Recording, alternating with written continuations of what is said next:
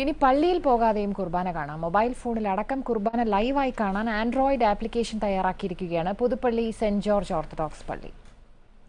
പല പള്ളികളും സ്വന്തം വെബ്സൈറ്റിലൂടെ കുർബാനയുടെ ലൈവ് സ്ട്രീമിംഗ് ലഭ്യമാക്കിയിരുന്നുവെങ്കിലും കുർബാന കാണാൻ ഒരു ആപ്ലിക്കേഷൻ തന്നെ തയ്യാറാക്കുന്നത് ആദ്യമായാണ്. ആൻഡ്രോയിഡ് ഡിവൈസുകൾക്കായി രൂപകൽപ്പന ചെയ്ത പുതുപ്പള്ളി പള്ളി എന്ന ആപ്ലിക്കേഷൻ ഗൂഗിൾ പ്ലേ സ്റ്റോറിൽ നിന്ന് ഡൗൺലോഡ് ചെയ്യാം.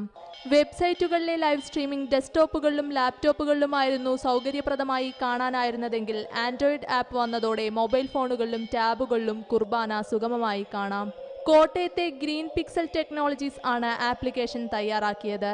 കുർബാന ലൈവായാൽ പള്ളിയിൽ വിശ്വാസികളുടെ വരവ് കുറയുമോ എന്ന ആശങ്ക പുരോഹിതന്മാർ പങ്കുവച്ചെങ്കിലും ആപ്ലിക്കേഷന്റെ വരവ് വിശ്വാസികളുടെ ഭക്തിയെ ബാധിച്ചിട്ടില്ലെന്നാണ് ഇതുവരെയുള്ള അനുഭവം.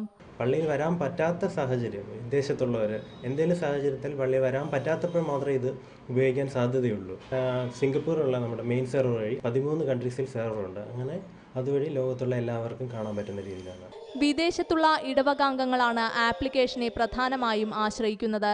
ലൈവ് കുർബാനയ്ക്ക് കിട്ടിയ മികച്ച പ്രതികരണം കണക്കിലെടുത്ത് കൂടുതൽ വ്യത്യസ്തമായ ആപ്ലിക്കേഷനുകളുടെ പണിപ്പുരയിലാണ് Green Pixel Technologies. Asianet News, Kottayam.